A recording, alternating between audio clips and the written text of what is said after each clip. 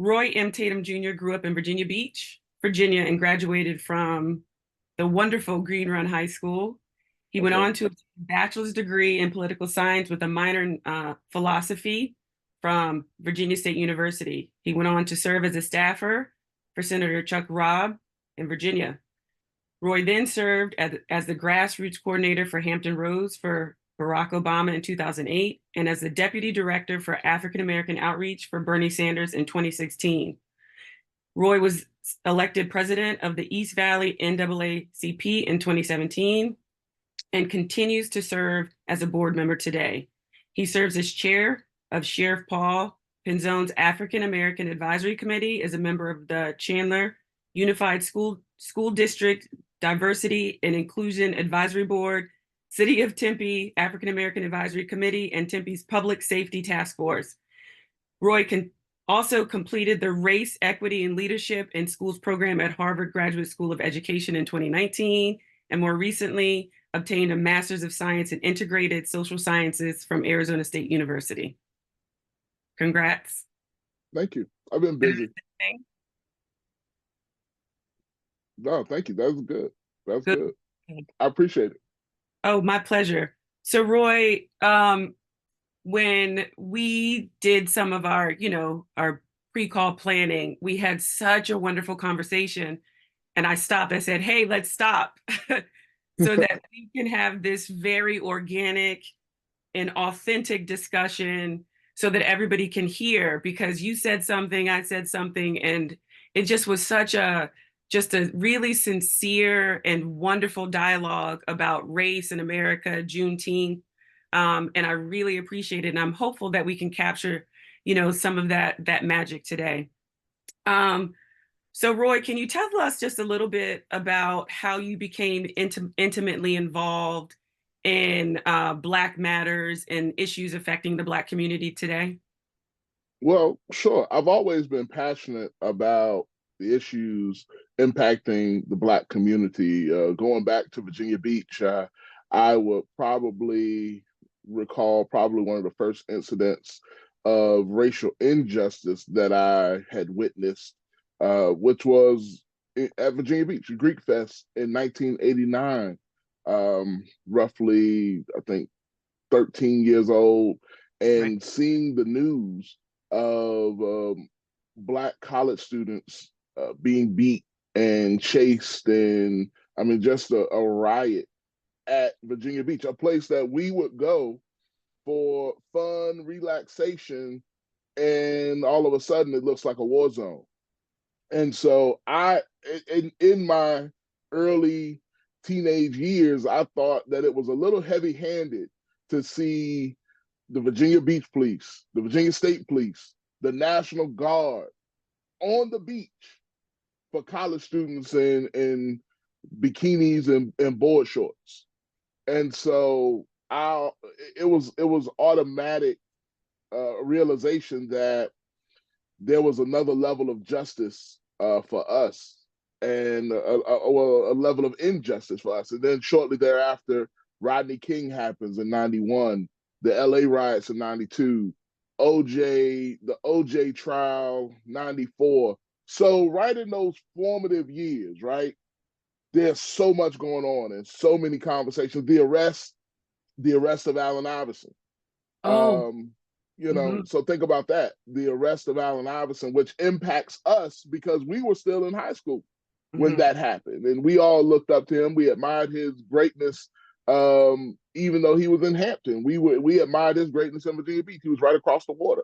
So all of these things made me realize that as a young Black man in Virginia, in America, that I had a different road to navigate. And so there was anger, there was frustration, but it also prompted me to learn as much as I could, because I felt, and probably from some of the conversations that we had back in the day, that education could probably be the great equalizer. I think I wanted to be Johnny Cochran at that point in time. So I'll stop there. Just to give some background, Roy and I have known each other, I think, since we were like 11 years old, Yeah, 11, 12. We yeah. went to the same junior Late high, high school. late 80s. Yeah, late And then 80s, our early 90s. paths like diverted when we went to college a little bit. So my experience, it's interesting that you talk about your early experiences with race and understanding, because playing field hockey in Virginia Beach, we saw all types of people, spectrums like Filipino, Black, white, just Asian. And I didn't know that field hockey was a predominantly white sport. So my worldview at that time was everybody can play. Everybody can play. Everybody does this. And even just going to Green Run, I think that it insulated me from all the other things that was going on. And I think that we had a really special and just a really magical experience growing up. And so seeing that happen for me was like, ooh, like what is this? Like is this real life? Oh, that can't happen. Like, wow, what is that? How Yeah. yeah. What about you? In field hockey because we all grew up playing sports together. You know, every season we were all in sports throughout our junior high and high school years, and so this crossed racial boundaries for us. This there was gender respect, and I want to bring that up as well because the football team had the respect for the field hockey team. The field hockey team had respect for the football team, and I think let me also say this. Now that I'm looking back in hindsight, the fact when we would do two-a-days, right? Two-a-day practices, meaning when you would get up early in the morning, be out on the field at 8 o'clock in the morning, and this is the summertime, so you're supposed to be on break and relaxing. But no, we're out on the field at 8 o'clock in the morning for two-a-day Right. practices, and then we practice maybe till 11 or 12 o'clock. Take a break, come back at 3, 4 o'clock, practice until the evening. As a football team, that's what we did. But you all were out there too. Mm-hmm. You all, as field hockey players, as field hockey leaders, you all were out on the field as well, running, Mm-hmm. doing your drills. And so, while it was unspoken, because you don't know what you don't know, I believe that there was a mutual level of respect between us as athletes. And like I said, this crossed racial lines, this crossed gender lines. And so some of the issues, some of the issues that I mentioned earlier did not permeate in our local community, they Absolutely. still had an impact on us. Absolutely. Absolutely. Which is a great segue into Juneteenth. As you know, as you and I previously discussed, I think the challenge I was having is how is this relevant to us as field hockey coaches and players? So before we get into that, Roy, can you just give us a really lay novice explanation, understanding of what Juneteenth is for people who might Sure, be struggling to understand?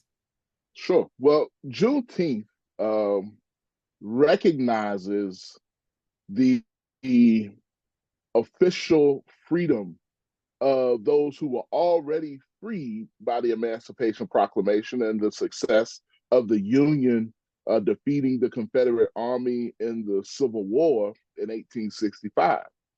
Unfortunately, there were communities in Texas, particularly Galveston, Texas, that did not recognize the end of slavery. So it took Union Army. I think it took about 2,000 Union Army troops, led by General Granger, and I think that's a name that we should remember. General Granger, Galveston Order Number 3, which officially freed those that were in illegal bondage at the time in Galveston, Texas. So June 19th, 1865 recognizes the official end of slavery and those that were enslaved. Now there are some conversations about how indentured servitude, slavery, sharecropping, redlining, discrimination. So I'm aware that all of that still existed Mhm. more than 100 years after that. However, we're talking about slavery was called a peculiar institution, and that's for many reasons, and we don't have the time and the bandwidth to get into that right now. But I believe that it is important to understand why some of the things are the way they are. Many people, black and white, Latino, and even people that migrate here to America, have attitudes about America and have attitudes about white Americans, have attitudes about black Americans. And many people don't take the time to unpack why that is. You Mhm. know, some black people have certain negative, many people outside of our community don't know that many black people have negative attitudes about themselves. And Right. so once again, a whole nother conversation that we Right. don't have Right. time to unpack. But you know, there's so much that goes into this conversation and this topic. And when we talk about the ending of slavery, America is, I think, a bit ashamed of the fact that slavery built America and that slavery was in place for so long. Like slavery has been a part of America since 1619. We just celebrated or just acknowledged, I don't want to say celebrated, just Mhm. acknowledged 400 years of enslaved Africans being brought to Hampton, Virginia, or Jamestown, Virginia, but I believe they landed at Point Comfort, which is located in Hampton. Right. Um, and so we all see the beauty of growing up in Virginia is that they made sure that we knew the history. They made Absolutely. sure that we understood James. Y'all taught us. They taught us. Jamestown and the colonies, the 13 colonies, and we were taught. Some said slavery, and many said indentured servitude. Which included slavery. And so now, in education, many people are leaning into the indentured servitude language, but it's much more serious than that. You're talking about people that lost culture, lost language, lost religion, Mhm. lost literally their entire identity. And so we, as African Americans, became a different community of people. Right. Was, So it's fair to say, my understanding is slavery had ended, but across the country, it was not recognized by everyone. And June 19th is the official recognition of the ending.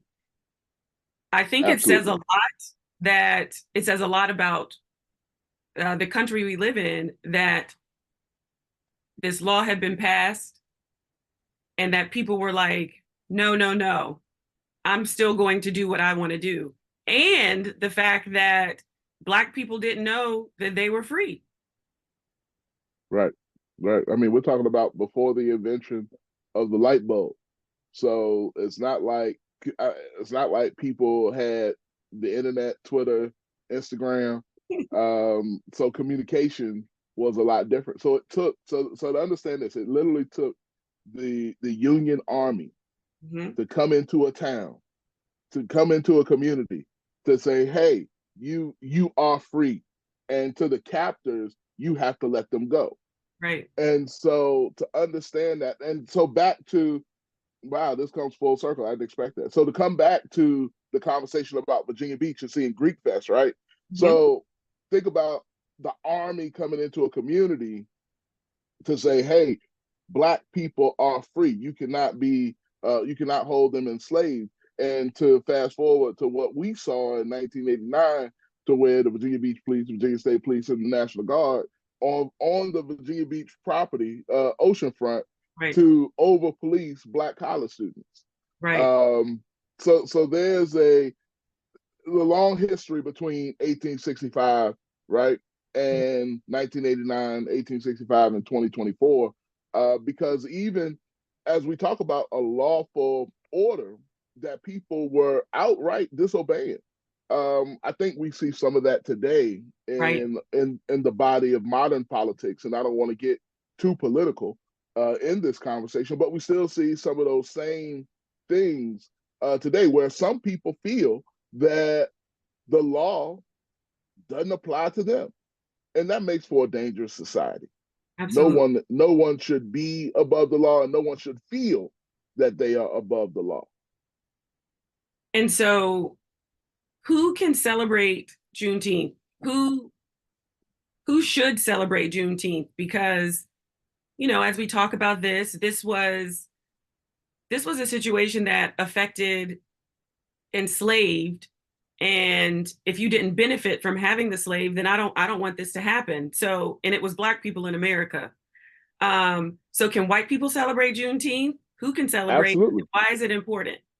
I think everyone can celebrate Juneteenth, and everyone should celebrate Juneteenth, because the same impacts of slavery on African Americans have an impact on Caucasian Americans, have an impact on other American communities and populations. Why? Because we are more than slaves. So I don't just call those that were in bondage slaves. I call them enslaved. They were Many were enslaved Africans. We don't know what tribe they came from or what land they came from because of that process. But they were enslaved. They weren't slaves, because if you just look at me and my skin and see a slave, then you will dehumanize me. You will Mhm. not see another human being. You will not see a child of the Creator. You will not see all of the uniqueness and the brilliance and the beauty that I bring to the community and to conversation and to the culture. And so we have to upgrade our language. We have to upgrade our thinking. And so everyone should acknowledge and celebrate Juneteenth, because I believe it celebrates our whole humanity. Because Right. here's the thing: General Granger was a white man representing the Union Army, representing America, bringing his troops in.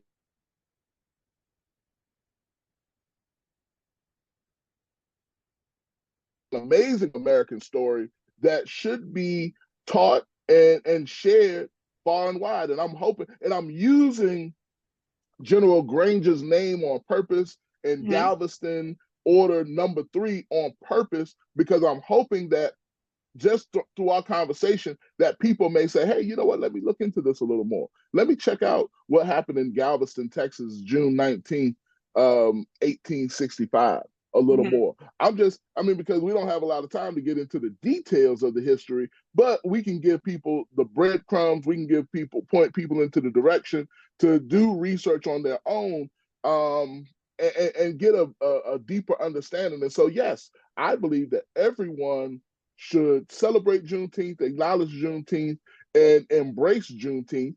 And many of us are having conversations now about Juneteenth, because just in 2023 was it declared a national holiday. Right.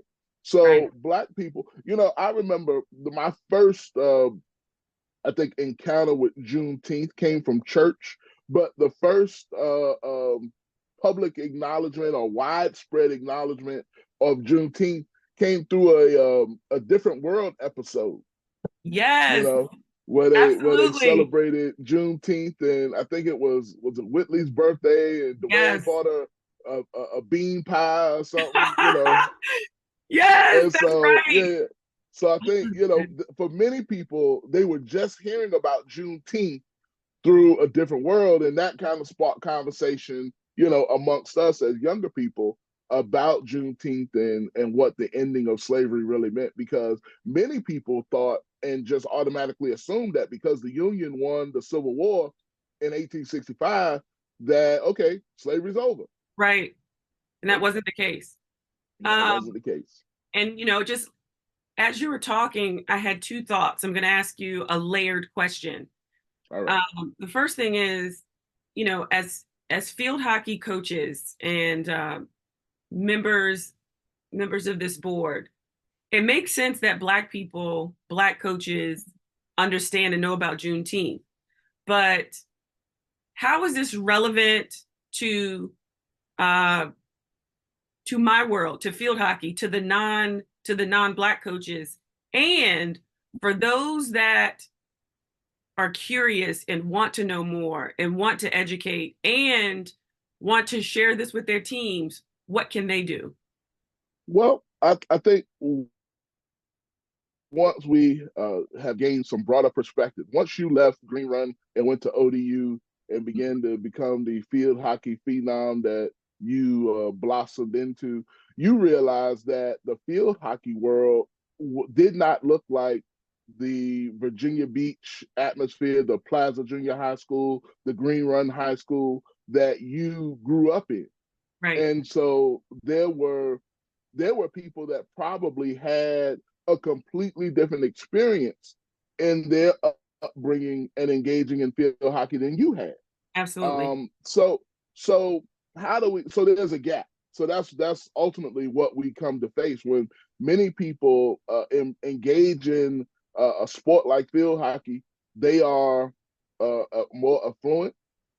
I mean, think about it. You gotta now you have traveling field hockey. You gotta buy equipment. You gotta get training. You've got to have, all of the. You got to Club travel from teams. place to place. Club Yeah. team, right? So that takes a significant amount of resources to even engage. So that means you're entering into this space with a level of privilege, and some people that may not have that privilege, you may not see them.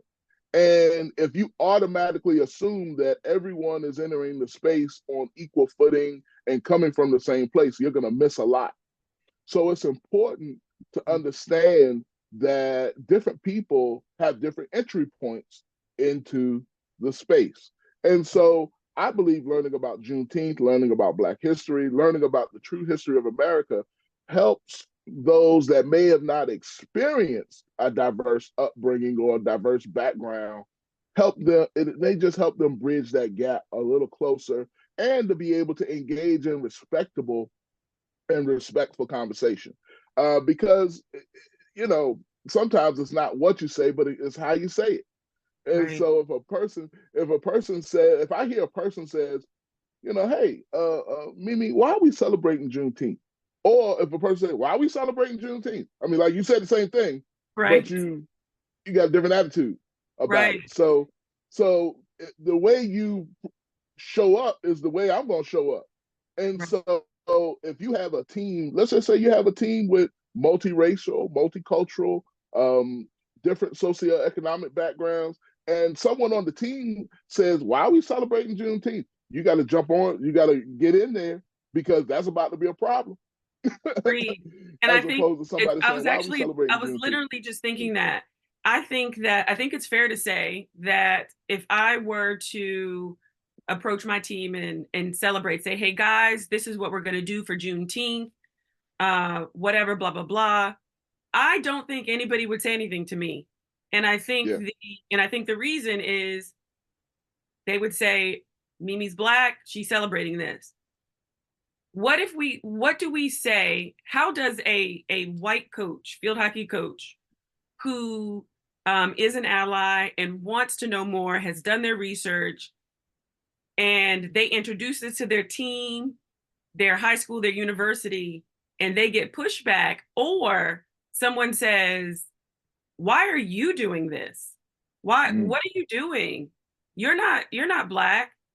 Anything that is not advocating for more inclusivity, what can you help with the response? How would they respond to that statement? I think it's always amazing to see how some Mhm. people can want to separate themselves Mhm. from an American story. This is an American story because it's not just Black people were free or allowed to be free, but they were freed by, once again, General Granger. So this is why I think it's important to acknowledge General Granger and the Union troops that Mhm. came into Galveston, Texas. We may not know the names of those that were freed, but we do know the name of General Granger, and we should celebrate, that act, because that took bravery as well. Just like we know the name of John Brown, and we know the name of John Brown for a different reason, because he literally led a slave rebellion against slavery. Um, and so we know the names of Ulysses S. Grant. We know the name of Robert E. Lee, Stonewall Jackson. Once again, growing up in Virginia, it's amazing, right? Growing up in Virginia, you learn the names of the Union Absolutely. Army and the leaders of the Confederate Army who were looking to overthrow America, but they made sure that we knew those names. Right. And so, and I'm so I shocked, want to. Boy. I didn't mean to What? interrupt. I was telling somebody about Williamsburg the other day, and I Yeah, said, Jamestown, you know about Jamestown? And they said, Jamestown, what? I was really shocked yeah, that they had no knowledge of Jamestown and then realized exactly what you said. This is where we grew up. We were going to know about the history, but this wasn't the experience of the rest of the country, yeah, surprisingly, because yeah, this affected everybody across the yeah, country, but everyone didn't learn about the history. yeah. So we show up with that knowledge. And I would also say this, I think once you why would you be uncomfortable talking about something like slavery? Many people become uncomfortable because they're just not educated on it. Right. So yes, you should read on it, watch documentaries about it. I would say Dr. Henry Louis Gates, it has probably some of the most comprehensive and digestible documentaries for those that may just want to watch a documentary and not read about it, because I think it's important to do a combination of both. Hmm. Read on it, study it, but also engage in the documentaries. And there are documentaries on Juneteenth, the documentaries on 400 years of slavery in America. There are documentaries on, the civil rights movement. And so it doesn't have to be, it doesn't, you don't have to feel guilty. That's what I really want to convey. You don't have to feel guilty because it's not something that you did directly. We were all born into Right. this situation. Right. And so it is up to us to squash the racism. It's up to us to squash discrimination. It's up to us to make sure that we are, and I don't want to sound cliche, but truly judging people by the content of their character and not by the color of their skin. Hmm. Um, and that's the for my white friends, that's the quote that many people go to when they talk about Dr. Martin Luther King. But Right. Dr. King also stood up for economic justice. He also stood up for racial justice. He stood up, he was anti-war. So let me just say that. So many people just take one snippet of Martin Luther King and they ride with that forever. But Hmm. Martin Luther King was radical, man. He was revolutionary. So I Yeah. want people to get, let's not be there you go. Let's not just be surface knowledge. Let's not just stay on the surface of a lot of these issues, because people, and also let me say this, in field hockey, you're dealing with an educated demographic, you're dealing with an affluent demographic, you're dealing with leaders. You're Right. dealing with people that will probably lead somewhere else in America. Yeah. Let me say that.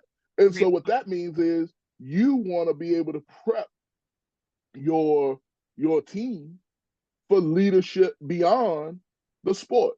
And so that makes me, I feel like Coach Harris would be proud of me right now, because, many of our coaches, right? I can hear my coach come out of me, in a scenario, if I'm in a leadership position and I've got to coach somebody through something, or if I got to lead a scenario and I'm thinking back on, times when I've experienced good leadership, I'll think back to my coach. I'll think Yeah. back, okay, well, how would Coach Harris handle this? how would Coach Scarfato handle this? So I would think back on some of those learning scenarios or some of those scenarios to help me navigate now. Yeah, I have so many thoughts running through my head. So remember, we are in a time where we're in a time of TikTok, 15-second videos. Yeah, Um, Everybody wants things right now. Um, so two things. One, even if we can role play, because what I fear is I think people will stay away from this because it's intimidating because they don't know. And just like when we were in that span of George Floyd, people didn't know what to say, so they said nothing. Okay. yeah, And but they because couldn't there unsee it. are, pardon? They could not unsee it though. Yeah, they couldn't unsee it. And there are, predominantly, field hockey is a predominantly white sport with the majority of the coaches um, being white coaches. Let's role play for a minute. I am All a right. I am a white female field hockey coach. I'm coaching in college and or high school. I don't know if it matters in the conversation. Think about the age of the children that we're going to be talking to, and I go to Mm. my team and I say, hey guys, this is we're gonna celebrate Juneteenth. Um, this is what we're gonna do. I send them some information, and these are the colors, we're gonna celebrate and wear. I say, this is what I want us to do, and this is why it's important. And it could be a parent, it could be one of the players. Uh, why are we doing this, Coach Mimi? Why do we have to do this? Like, isn't this for Black people to celebrate? And I don't really want to do this. This stuff happened a long time ago, and it doesn't affect me right now. Why are we doing this? Well, it's important to understand the truth and the reality of American history. And this is a part of American history. And while you may not think it impacts you today, this does impact you today because it impacts other teammates, it impacts other members of your society and community. It may not impact you directly, and it may not impact you right now, but you will encounter someone that it has directly impacted, and you want to be equipped to be able to be engaging and even supportive of future classmates, future teammates, future coworkers that Love that. the impacts of Juneteenth has had on their lives. I love that. And I think that can encompass everything. Yeah, Even if it doesn't impact you, it impacts somebody that you are connected to in some way. And it that allows part. you to have a little bit of compassion, empathize, and even engage in conversation with them and be curious about their experience. You know what that reminds me of? That reminds me of some of the conversations I would have with some of our Asian brothers and sisters that we grew up with that may have had families from Vietnam. Remember, we grew up in a very Mhm.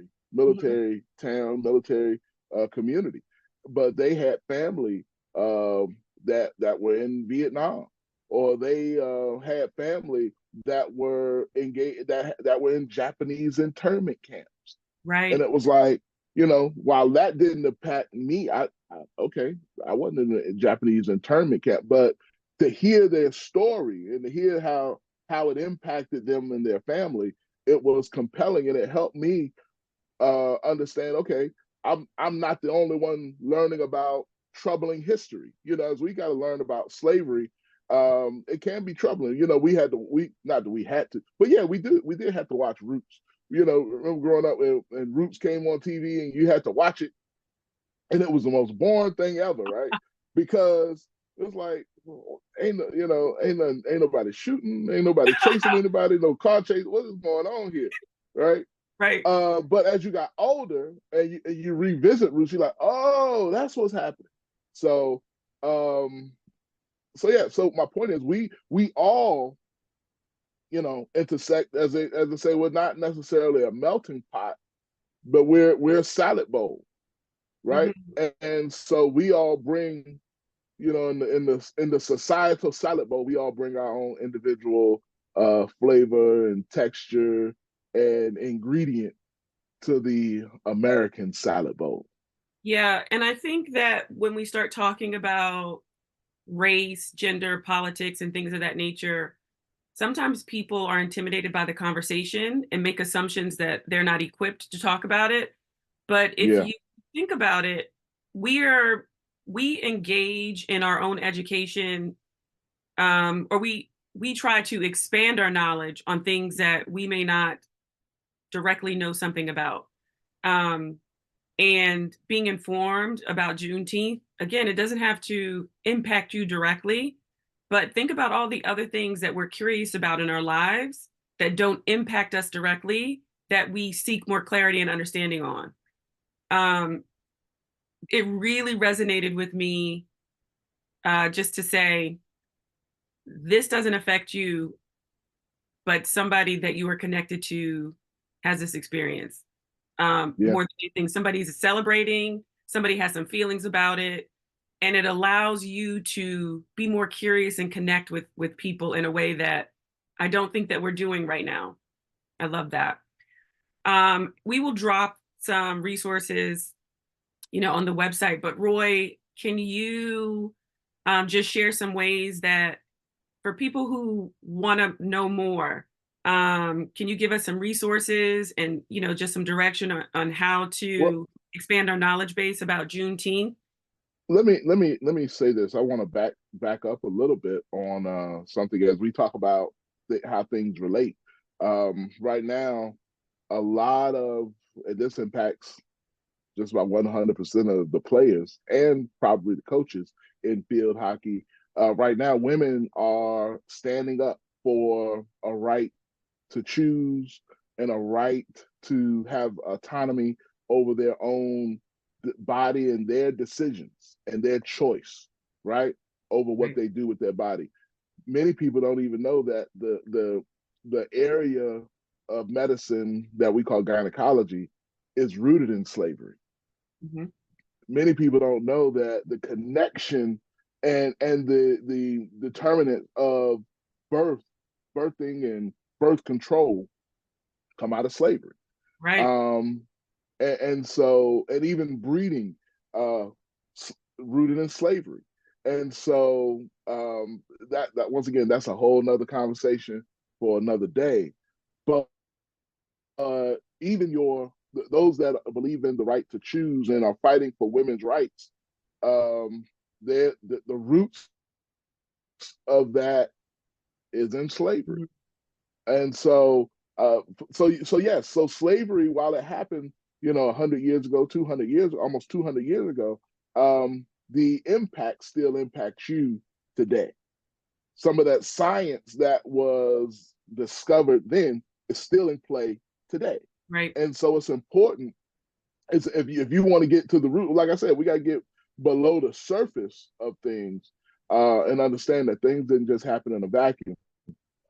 These are systemic issues that we have to deal with across racial lines and across gender lines and across socioeconomic lines. Mhm. So once again, as you asked for, what resources can people use or tap into, I would obviously say if you're in the D.C. area, you definitely want to go to the National African American History Museum. One of Mhm. my favorite places to go. Every time I'm in D.C., I'm just going just to go and be in the space, and I always see something new. Uh, Also, like I said, Dr. Henry Louis Gates has an amazing uh, a library of resources. We can research the NAACP, the National Urban League. Many of these organizations document the history and the history of African Americans and the history of intersectional support for Mhm. one another. Many people, some people criticize the NAACP. They said, well, the NAACP was started by white people. Like, yeah, in 1909, black people, how could, and so for white people that may say, well, I'm uncomfortable talking about this. Well, think about the William Lloyd Garrisons of the world. I mean, they were literal abolitionists standing up in a society that said slavery is wrong when slavery was the law. And so he went against the government Yeah. of law, but he was right, right? He was right. Had conversations with Frederick Douglass. So these are people that unfortunately I think many people are lost on history. They know the name, but they don't know the work. Yeah. And so study some of these people to learn about. Once you begin to learn about them, I think it just kind of turns into a continual chain of knowledge. Like one person leads you to the next person, leads you to the next person, and Right. or leads you to the next organization Yeah. and the work that they did. And so I would say embrace Juneteenth, celebrate Juneteenth, acknowledge Juneteenth, and teach other people to be comfortable with Juneteenth. Now that doesn't mean you got to go put on the kente cloth T-shirt. You don't have to do that. You don't have to put on a kufi. You ain't got to That's wear the not okay. beads and everything. You ain't That's got to not do all that. okay. You don't have to do all that. You can wear some, you can celebrate Juneteenth in a polo shirt, you Okay. know, I and love and it. some seersucker shorts or something. Roy, thank you for your time. Is there anything that I didn't ask that I should have asked or that you think it's important to share? I just think it's important for people to be open-minded and people to embrace one. You can't change who you are, so no one should be ashamed of who they are or how God created them. However, the thing that we can control is how we show up in our own spaces, how we show up for others, and when we hear the things that aren't as cool, or when we hear some of that descending language, or what the young people call it, low vibrational language and Yeah, whatnot, you know, check. You got to check it.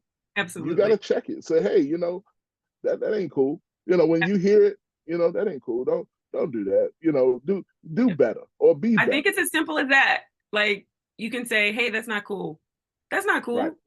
Yeah, right. I agree. I agree. Roy, thank you so much for Okay. your time. We will make Thank sure you. that people have your contact information in the event that they want to reach out to you or contact you for something in the future. But I really sincerely appreciate it. I love chatting with you. I love getting educated. And I look forward to chatting with you again soon. Likewise. Thank you very much for the opportunity. Welcome. My pleasure. All right.